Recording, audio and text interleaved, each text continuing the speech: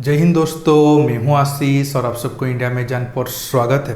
दोस्तों, आप सब जानते हैं अब इजराइल मिडिल ईस्ट में फॉर्म में चल रहा है और चुन चुन कर अपने दुश्मनों को मार रहा है।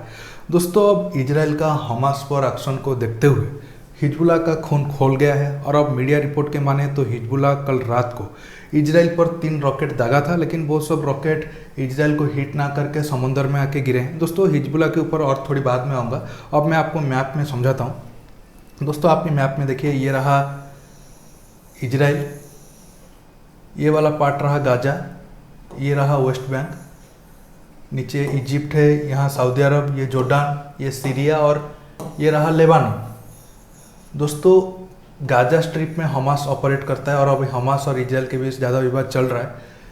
हिजबुल्लाह यहाँ ऑपरेट करता है लेबानन में। दोस्तों, इजराइल और लेबानन का जो संबंध है वो काफ़ी खराब है। दोनों देश कई जंग लड़ चुके हैं। हालांकि आखिर बार 2006 में दोनों देश बड़ा जंग लड़े थे और उस जंग में हिजबुल्लाह ने इजराइल का जो हाई पास सिटी है वहाँ पर काफ़ी टारगेट किया था और तकरीबन 4000 छोटे छोटे रॉकेट दागे थे और उस हमले में 40 के ऊपर यहूदी लोगों का मौत भी हुआ था और 2.5 लाख लोगों को उस एरिया से निकाला गया था। इसके बाद दोनों देशों के बीच सीज फायर हुआ था और तब से अभी तक इजराइल और लेबानन के बीच कोई बड़ा जंग नहीं हुआ है, लेकिन छोटा मोटा झड़प हिजबुल्लाह के साथ इजराइल सैनिकों का होता रहता है। दोस्तों, अब अगर हिजबुल्लाह इजराइल के ऊपर डायरेक्ट अटैक करता है या फिर बड़ा अटैक करता है तो इससे इजराइल का थोड़ा बहुत मुश्किलें बढ़ सकता है। क्यों, मैं आपको बताता हूँ।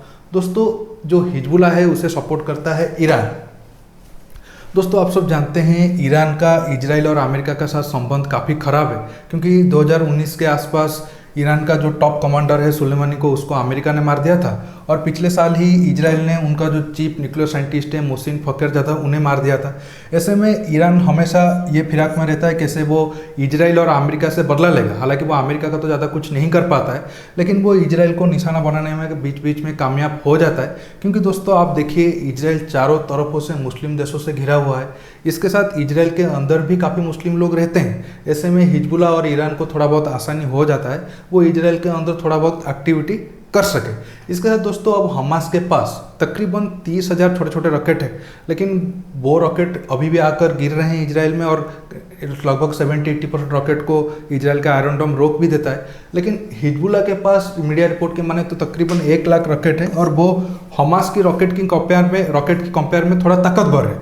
और दोस्तों, हिजबुल्लाह को रॉकेट टेक्नोलॉजी में मदद किया है ईरान उसे काफ़ी सारे रॉकेट डायरेक्ट दिया है और बनाने में काफ़ी सारे टेक्नोलॉजी भी दिया है। ऐसे में अगर अब हिजबुल्लाह इजराइल के ऊपर बड़े बड़े रॉकेट से हमला करता है तो इजराइल को काफ़ी नुकसान होगा। ऐसा नहीं है कि हिजबुल्लाह इजराइल को हरा देगा, लेकिन हमास की कंपेयर में हिजबुल्लाह इजराइल का बड़ा दुश्मन है। ऐसे में अगर हिजबुल्लाह भी ये जंग में कूदता है तो इजराइल को थोड़ा बहुत नुकसान हो सकता है।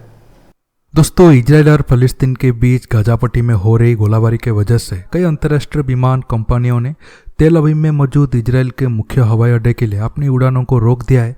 सुरक्षा कारणों के मद्देनजर अमेरिका की 3 कंपनियों यूनाइटेड, डेल्टा और अमेरिकन एयरलाइंस और जर्मनी के लुफ्तांसा और ब्रिटिश एयरवेज ने इजराइल के बेन गुरियन हवाई अड्डे के लिए अपने उड़ानों को रोक दिया है।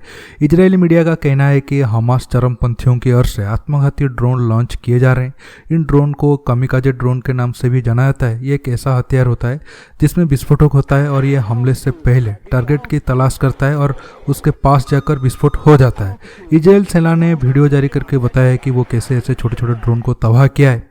फलस्तीन चरमपंथी संगठन हमास ने गाजा में इजराइल हवाई हमले में अपना सीनियर कमांडरों की मौत और एक बहुमंजिला इमारत के गिरने के बाद इजराइल पर दर्जनों रॉकेट हमला किए हैं। ऐसे खबरें हैं कि दक्षिण इजराइल में कई जगहों पर हमले हुए हैं। जवाब में इजराइल ने भी कई सारे हमास के ठिकाने पर एयर स्ट्राइक किया है, जिसमें तकरीबन 100 के ऊपर मौत हुई है। इसमें हमास के आतंकवादी के साथ साथ सिविलियन लोगों को भी मौत हुई है, जो वो सेम बिल्डिंग में रहते थे जहां आतंकवादी ऑपरेट करते थे। इसके साथ दोस्तों, खबर यह आ रहा है अमेरिका सऊदी अरब में अपना F-18 जेट को, हालांकि इजराइल को अमेरिकी एयरफोर्स की कोई मदद की जरूरत नहीं है। इजराइल खुद हमास और हिजबुल्लाह से निपट सकता है। शायद अमेरिका F-18 तैनात करके इजराइल के जो दुश्मन देश हैं उन्हें चेतावनी देना चाहता हो, वो सब इस मसले से दूर रहे। इसके साथ लिबरलों के हीरो जो बाइडन ये कहते हुए दिल तोड़ दिया है कि इजराइल जो कुछ कर रहा है ठीक कर रहा है, इजराइल को अपना डिफेंस के लिए कड़ा स्टेप लेने की पूरा अधिकार है। उम्मीद है दोस्तों बाइडेन साहब का भारत की कश्मीर को लेकर भी इस तरह का विचार रहेगा। दोस्तों आज के टॉपिक में बस इतना ही। आपको ये वीडियो कैसा लगा नीचे कमेंट बॉक्स में कमेंट करके बताइए।